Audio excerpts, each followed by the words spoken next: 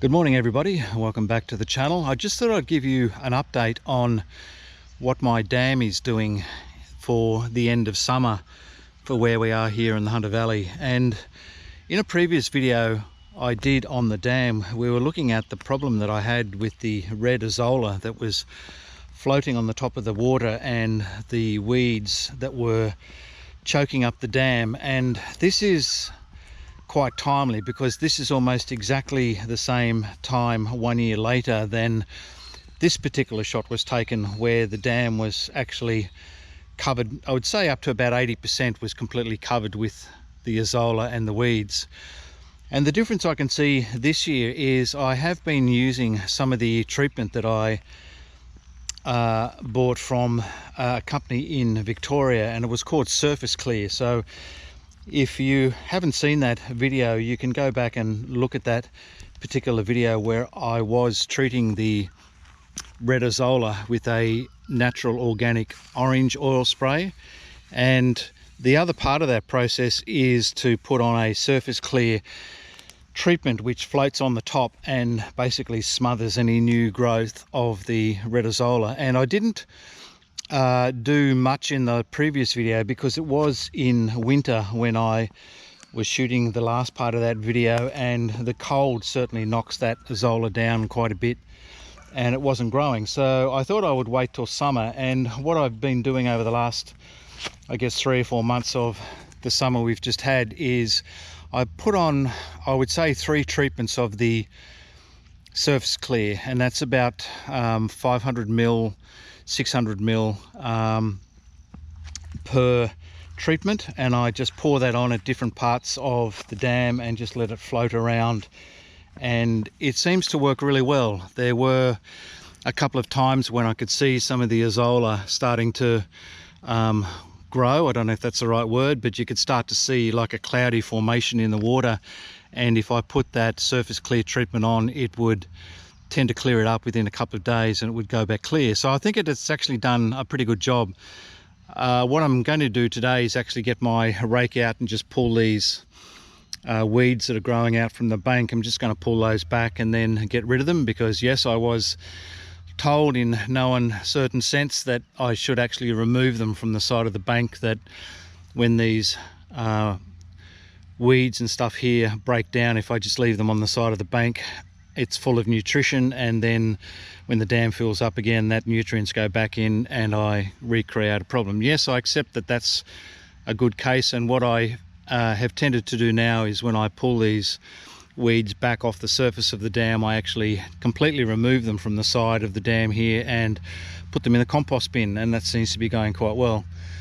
But I thought it'd be interesting just to look at the difference that the dam is between last year and this year. And I'm not sponsored by that product at all with the Surface Clear or the orange oil treatment, but I just thought it might be useful for people. I have had a couple of people ask me privately about whether I'm happy with the results, and I have to say I am.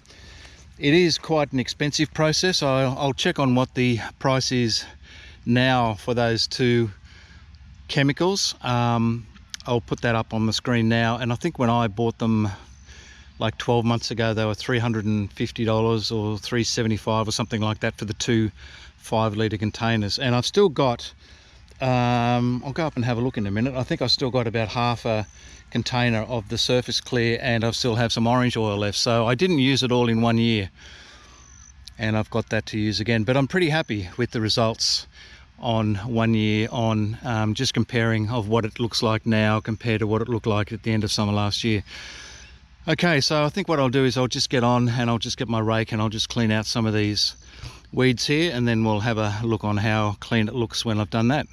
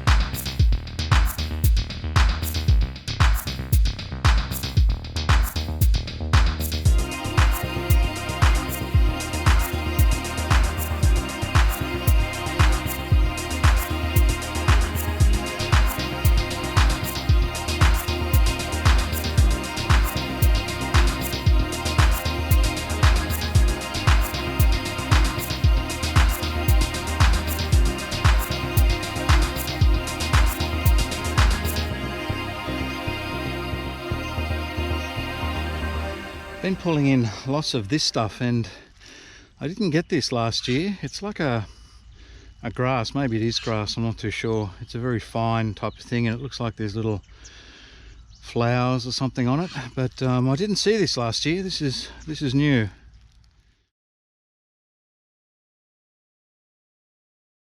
Well, here we are, folks, not 24 hours later, and the dam has magically filled up. I really can't believe it. I was away from the farm for one day and one night, and in that time we had a huge rainstorm come through the property, and it dumped about 140 millimeters of rain, so about 7 inches in the old scale, and the dam has filled right up again, and that's magic. So I'm thinking that my French drain system has actually worked quite well in putting this amount of water into the dam. And looking at the previous footage that we just had there, I can see that the water level has come up, and my guide is, I've got some rocks down here. There's one rock, a second rock and a third rock underneath, and I use those as a bit of a marker, and I can see that the water level has come up about 750 mil, or about 2.5 feet in a day when we had that rain,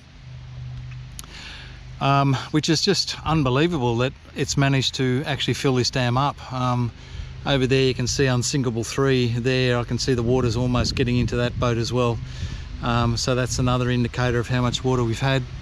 Now I've just done a quick sort of calculation here to work out how much water we may have been putting in here during that period. So in measuring the volume of the dam, what you can do is you can measure the length of the dam, the width of the dam, and then how much water went into the dam, and then times that by 0.4, which allows for the slope on the sides of the dam, because obviously in a farm dam the sides don't go straight down, they come down at a bit of a taper.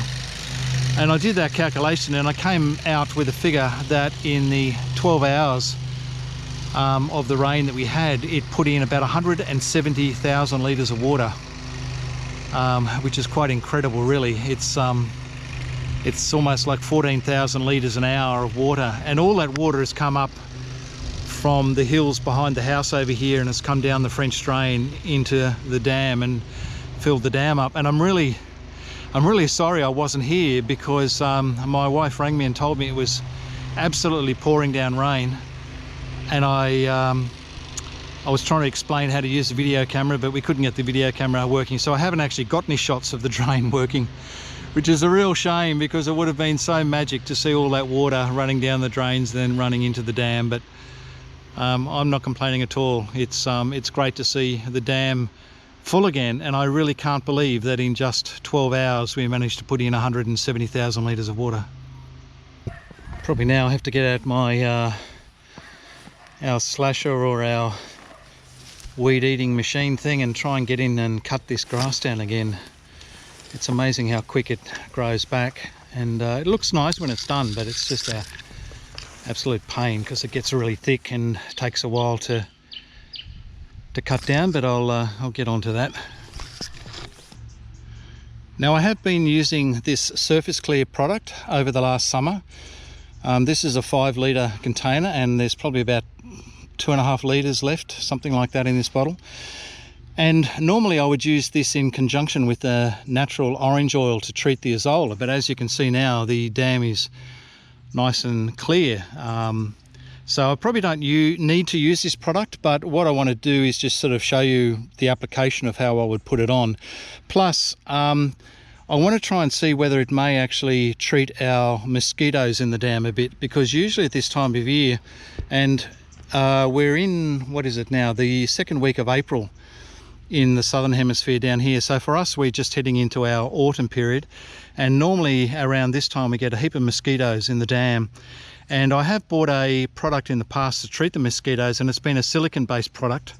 And what I've noticed with the makeup of the Surface Clear to treat weeds, that it's also a silicon based product. So I'm thinking, well, why not just put a little bit of this on and see whether it actually may do the job of controlling the mosquitoes as well. It is a silicon based product, and they say it lasts for about 4 or 5 weeks before it disappears. I don't know how that works, if it's a silicon product, how it can break down, but the instructions on the bottle says that it does. And so I'm just going to put this on now and show you how it sort of floats on the water. So the instructions for this product say that you use about 100 millilitres of product per 100 square metres of water surface area. So I've got roughly 30 metres down my dam, 20 metres across the dam, so that gives me about 600 square metres of surface area, and I will need probably about sort of 500 mils to treat this. And what I've found with this stuff is that it's if it gets cold, it's quite thick, so what I tend to do is leave it out in the sun for a while, and it tends to make it a little bit easier. And I'll just show you what it looks like when you pour it on the surface of the water.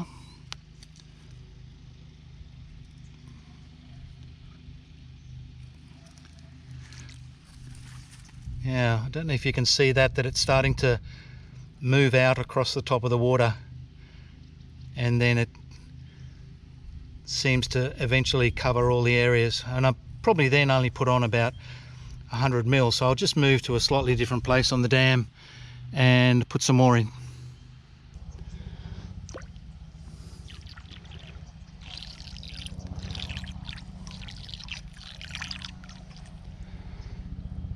See it spreading out there.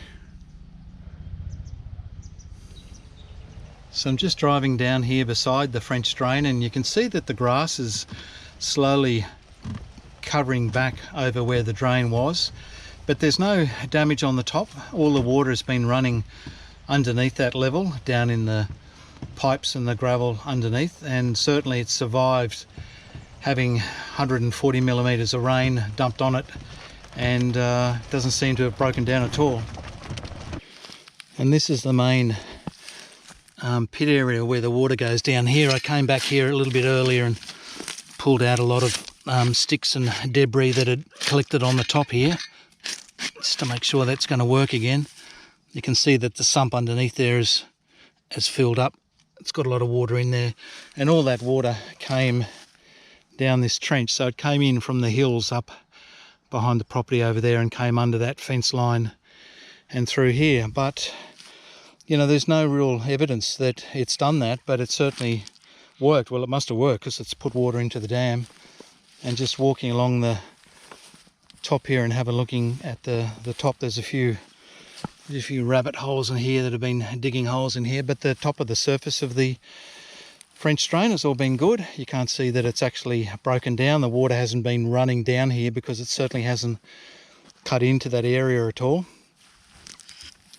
So far I'm sort of over the moon with it because it seems to have done the job really well. I mean, if we would have had that amount of rain in 12 hours previously, it would have run down the back of the house and would have flooded through the house, which is what it's done twice before, and this time we didn't get any of those sort of problems. So the drain has been working particularly well.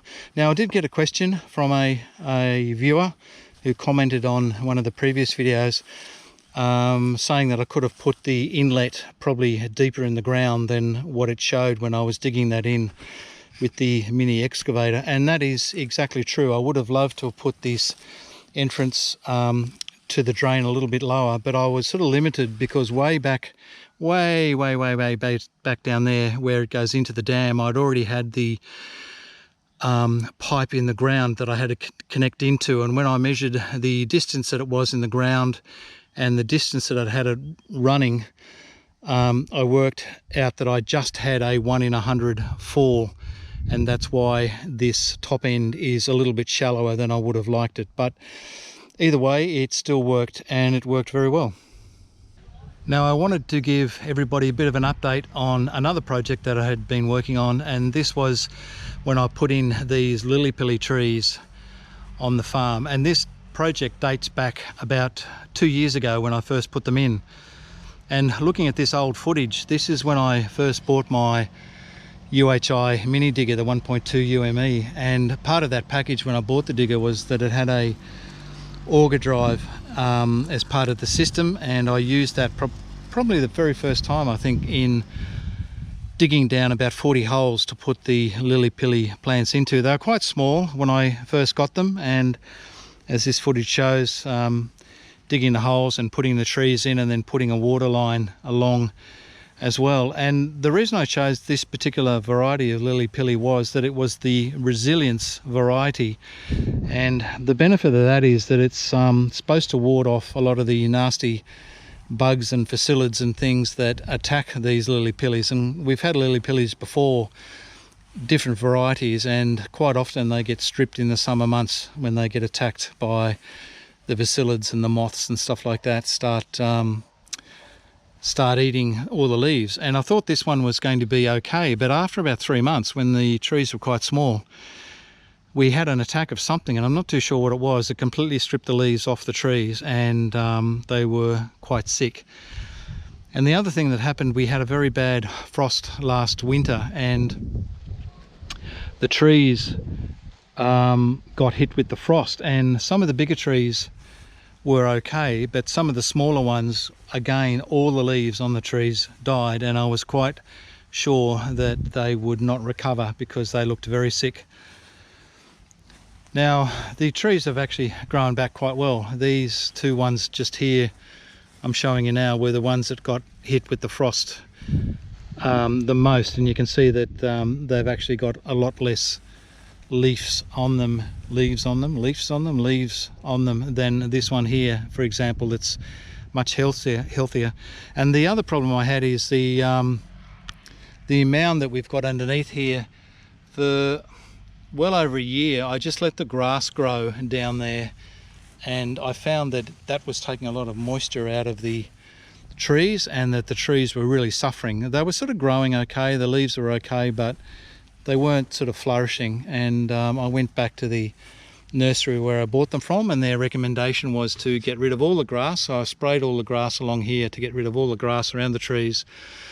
I put a mulch of wood chips down underneath the trees there, and I also gave it a liberal dose of NPK fertilizer, not a really strong one, but that certainly has made them sort of kick on now into our late summer and early autumn, and that's really made them come along very well. So these trees now are 2 years old.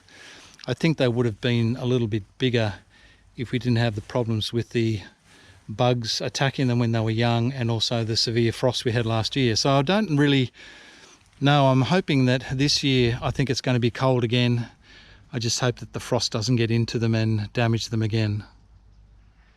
Bit of an update of what I'm doing in the workshop. So currently I've got one of my older mini mokes that I've been restoring the last year or so, and I finally made the decision I need to sort of finish it off and get rid of it and sell it. So that's what I've been doing. The mezzanine floor is great. It's all working quite well. I've got lots of things stored up there now, wheels and tyres and drums and old signage and stuff I've been collecting. So that's all good. The tool board is great. It's working, and as usual, I've got crap all over my bench here that really shouldn't be there, but that's all doing well. I've got new lights up there, so that is now good for this area here. I've started a video on the carry or club car project here, and that will be, in a couple of weeks, a month maybe, I'll be updating that. I've got new batteries for that, and this will all be pulled apart and taken back down to the frame, and I'm going to go through a few things. I have been driving it around a little bit and noticed that there's a huge noise of some sort in the differential or the motor or something here, and I'm not too sure what the problem is there. I'm hoping it's not too expensive, but that might have to get pulled apart as well. So this will all come apart into pieces. I've got a 6-inch lift kit that's going on this. I've got 23-inch wheels or something that are going on the back to replace these standard ones. I'm completely doing the tray here, resurfacing the tray, taking this off, and then I'm going to build a timber board edge onto here. And I'm also looking at putting a either hydraulic lift or a electronic actuator under here, so we can tilt this tray up from the cab area here. So that's a project I'm working on as well. Now, the other thing that's impacted us here on our little farm is what's been happening with our neighbours behind us. As you can see, there's new houses going up right next to us, and when we first bought this place in 2018, the block directly across the laneway from us was a 12-acre parcel of land, and we used to look out every morning, and there were kangaroos on surrounding a dam, and there were horses and cattle, and it was a really idyllic sort of outlook for us. Not long after we bought our property, a developer bought that 12 acres and decided to build it into a residential housing estate. So in the last 5 years we've lived with the development in progress, and in the last 6 months there's been a big spurt for people starting to put houses in across there that you can see now. So now we have 20 houses on a half-acre block right next to where we are, and it does really have an impact on you, because this was so quiet and idyllic and in the country, and now it's just like we've moved, or suburbia has actually now moved in on us. Now, while the dam filling up and the lily-pilly trees growing really well have been the good news, there is also bad news about what's been happening on the farm. So what I'm looking at now are my Geraldton wax flowers that I've put in, and there's been some questions, people asking how they're going, and the news is they're not going well at all. In fact, most of them have died. You can see the ones along here have all died, and there's just like a single bush that's still growing up the end here. And unfortunately, like, I'm really disappointed that these aren't really growing anymore, because we did get one flush of flowers out of them, but all the other rows in here that we had planted of the Geraldton wax have all died. And the main reason for that is that the Geraldton wax trees have a very narrow base to them down there. I don't know if you can sort of see that. Get the camera in there. It's got a very narrow trunk to it, and what I did is I put them on mounded soil, and with the very narrow trunk here, the roots are at the top of the mound. And we had a couple of months of very severe windstorms, and what was happening is these plants, because they're so bushy at the top here with a very narrow base on it, is the plants were just blowing over. And I did pick them up and try and restake them in the ground, but this one, for example, I don't think blew over, and this one's sort of still alive, but all these other ones blew over, and when I tried to straighten them back up, I must have disturbed the roots or something in them, and they didn't last very long. So I'm really disappointed about my wax flowers. I was sort of determined that I could grow them, but the other thing I found out is in this particular climate we have, it gets very, very humid in summer, and what was happening is I was getting a rust type of disease on the top of the plants here, and that was very limiting the growth. So I don't think the climate was ideal as well. I think it likes a very dry climate. It doesn't particularly like a humid climate. But in this particular row, I've got 1, 2, 3, and then I've got one up the end. So I've got 4 left, and all of the other rows of wax flowers have all gone. So I've got to make a decision on what I do now. I'm actually propagating some new lavender, and I'm thinking I might just run the tiller over these rows here and put 3 rows of lavender in here. I don't think I'll go down the path of trying to put in wax flowers anymore. As I said, last summer, when we should have had a full flush of flowers on these trees, we didn't get anything, and I just debating whether I should just pull these out and plant something else, or leave them and just see what happens. So not too sure yet. And down in the lavender patch, the news is not good as well. Unfortunately, a lot of the lavender has died in the last 6 months, and I'm still really trying to come to terms to why, and I don't know why. If we look at the rows here, you'll see that there's a plant there that sort of looks okay. The one next to it sort of has, part of it has died off. This one looks fine, the growth is even on it. The one next to it is completely dead. The one next to that is half dead and half all right, and it just seems to be like this all the way through the rows, and I'm not really too sure what it was. One scenario I think that might have happened is when we put these in, we had that east coast low off the coast of Australia, and that was giving us tremendous amount of rain through summer, and we had a very, very wet summer. And at one stage I remember we had 10 inches of rain, and these weren't underwater because they are up on mounds, but they did get very wet, but they were still growing okay. And I thought, well, that's probably not such a bad thing. But then I was reading that what can happen is when if you get a summer that's very dry after you've had a couple of really wet seasons, that you get like a fungus or a mold in the soil, and that can actually lead to plants dying. And I'm thinking that's what may have happened in my case. The ones I'm looking at now are the Grosso plants. So these are the slightly bigger plants, and you can see that this is way too late. So this is in April and there's still a few flowers on here, which is crazy because normally they come out just before Christmas. But again, even the Grosso plants, there's some that are good. That one looks not so good. And I've tried different things. I've tried to, cut the dead growth off the plants to try and get them to grow back, but it doesn't seem to work. You get a section here where it's all dry, and then you get one plant that's got sort of green on the top. So one scenario is that there's a disease in the soil, and I really should send the plant away or some of the soil away and get it tested to see if it actually does have some sort of mold or disease in the soil. From what I can read, if it is in the soil, then the only thing you can do is to actually pull the plants out, take the plastic off, till the ground up several times and leave it for a couple of months, and that will get rid of the fungus and bacteria in the soil, and then you can replant. But that's one scenario. The other thing is either the plants got too wet and the wetness got into the roots and the roots rotted, and that killed the plants. These ones here are the ones that I put in just about a year ago, and some of these look all right and some of them have completely died, but they certainly haven't grown very well as they would normally do. So it could be root rot. It could be the case of because we had a really hot summer, they didn't get enough water. I was watering them once a week, and I thought that would be enough to keep them going, but maybe that's not the case. Maybe I didn't water them enough. And another